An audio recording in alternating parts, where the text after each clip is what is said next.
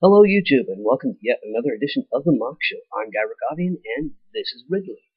Ridley here gets his name from the secondary family name of Homaridae. Uh, right. The primary name that's used for lobsters is, oh no, what was it? It was Nephropidae.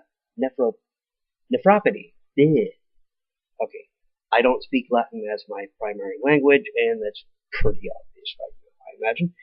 Um, Anyways, as always, I'll put both scientific names right there. The other reason Ridley here is called Ridley is because in his bot mode he actually kind of looked like one of the space pirates from Metroid with the original head that I had used for him, which would be one of these things. But I really wanted to use this head. Yes, just like pretty much all the rest of the sea formers, he's got a nasty case of visible head syndrome. But then again, a lot of Beast Wars figures do. So I think that's forgivable. Anyways, on to articulation. Each of the legs can move. Unfortunately, these back three, oh hell, all of them move when I move this one right here, but it doesn't happen when I move the white one. But these two can also move independently on their own as well. I'm really not familiar with the terminology for crustacean joints, so I'm just going to call this shoulder, elbow, wrist, even though, if I recall correctly, there's an extra joint in there on lobsters, I'm not certain. The claw also opens up at 2 points, actually, on this side. I normally use the base one for opening it, but, well, as you can see. And this moves a little as well, but that's not an articulation that claw lobsters typically have. It's more on scorpions. And I was actually thinking of taking apart this guy partially and redoing my Meltdown 2.0, since he was a scorpion in his own mode. And I've got the legs figured out much better on this figure. I can also pose him in that classic lobster swimming pose that crayfish also use, and shrimp as well. So yeah. And another thing is, Ridley here is a triple changer.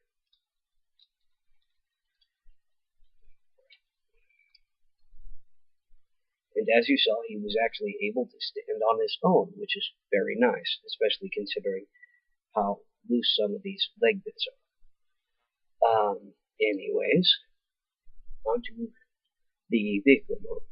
The antennae are also posable, and one just fell off. There you are. Come here.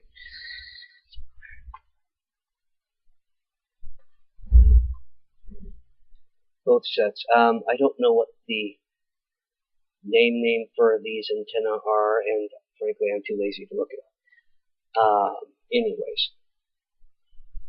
But rotate this bottom set down,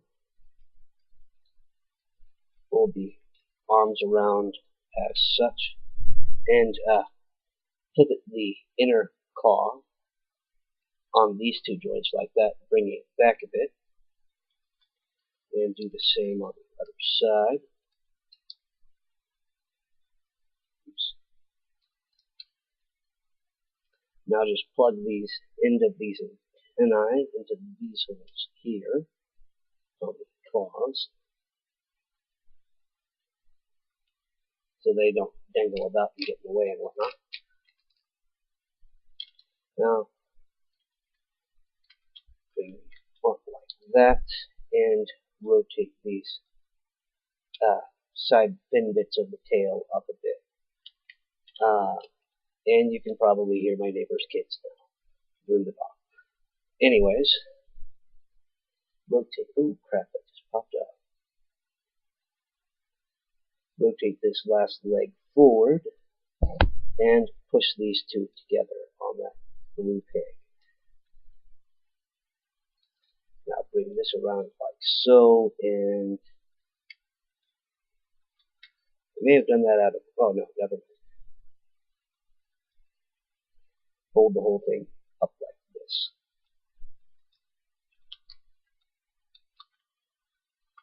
And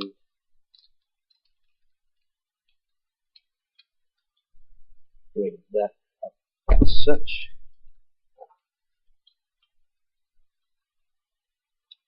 Do the same on the other side. And sorry about bumping my mic if that made any weird noises for any of y'all. Unfortunately, sometimes this happens. And it is always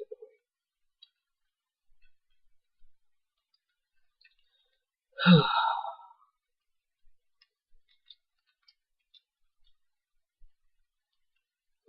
And rotate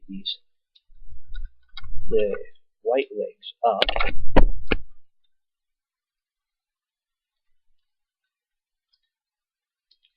And finagle these wings.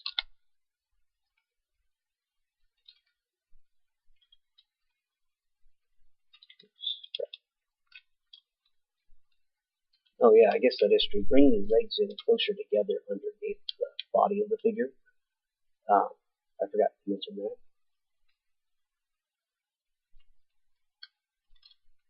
Oh wait, no, never mind.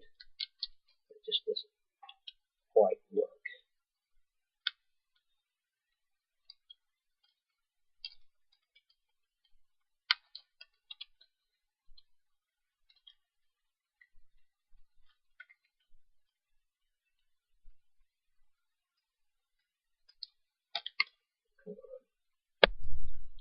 Anyways, and there we go. Not the best jet mode, but transforms to this from a lobster, so yeah, it's not going to be the greatest. Anyways, you can actually take him to vehicle mode. He's already in vehicle mode. You can take him to bot mode from this mode. Anyways, and I'll just start that now. Oh right, I should point out that's why this orange trans bit is here, is to be the cockpit. Anyways, and to take him to bot mode, we just bring these down and pull this up and out like that, and pull this bit completely off. There's, oh, by the way, there's a teensy bit of parts forming with this guy. Pop the head off, unfold the arms, and bring the claws forward like that.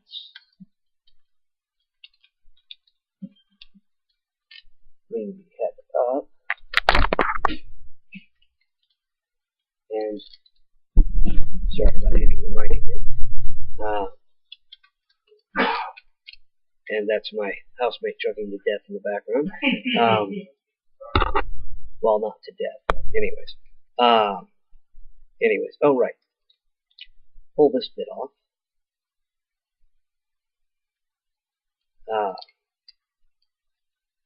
Flip that forward. Rotate these foot bits around and take that last leg segment and bring it back to where it was. And flip the feet about. I'm pretty sure I'm doing this right. You'll have to forgive me if I'm doing anything weird or if I have to redo anything, because it's been about 2 weeks since I transformed this guy. Anyways. I keep saying anyways.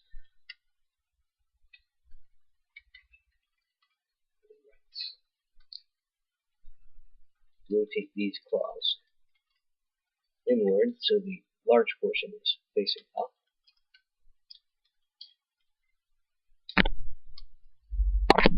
Sorry. And bring this, oh, oops, push that too far forward.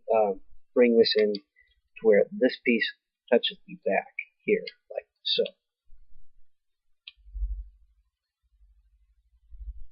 And you can, those of you familiar with Metroid can probably see why I was thinking Space Pirate. He still sort of has the head for it, but the face sticks out too far forward. This bit would have been better for that, but I really wanted to use this cycloptic head. I really like it. I don't know why, I can't explain it. I just really like the Cyclops design.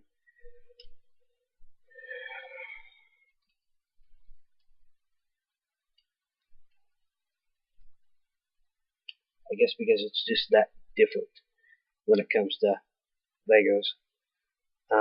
Anyways, oops, crap.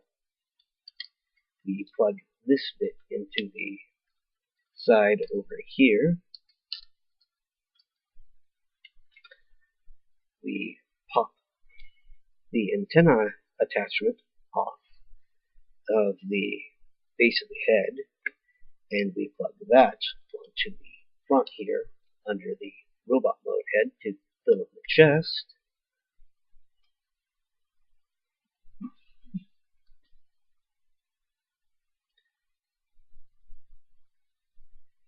And we shove the end of the tail up into this peg hole as such, and we fold it back against the shoulders, filling in the chest plate. And I suppose I could pop off this head and show you all what it looks like with the other one when I'm done. But anyways, and we plug this bit in here on the back of the other arm, and whatever. And we bring these antenna around and plug them into the gray bits.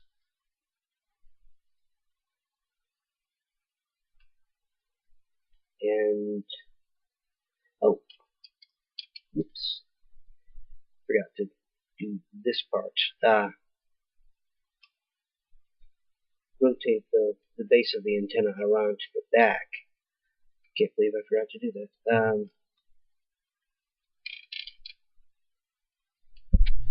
And bring them forward.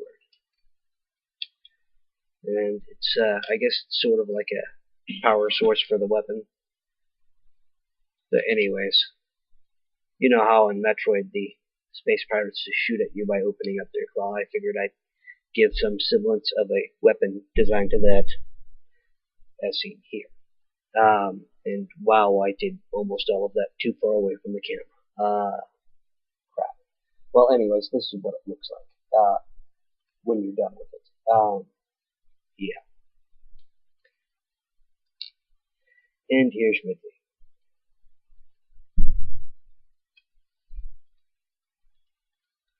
Posability, pretty much standard. He's got ankles,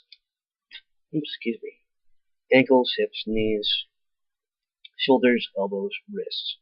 The one limitation to his wrists are that they can't really turn in all that much, and instead of having hands, he's got claws. So yeah. He also has head rotation as well, which is slightly hindered when he brings his head up.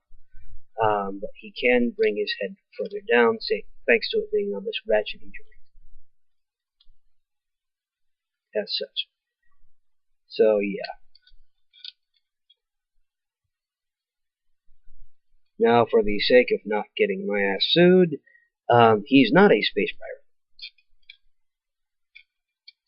He's a deep sea pirate, yes. Anyways, yeah. And that's Ridley. Oh, and this is me doing yet another review with very little sleep. Anyways, this is Garakavian saying good luck, good building, and goodbye. Next week we'll be doing this guy. Yeah, he was made from part-size crumb stuff, and he will look it. This one I actually experimented with, and you'll have a nice little surprise. But he is a cuttlefish, or rather, I should say, they. Good luck, good building, and goodbye.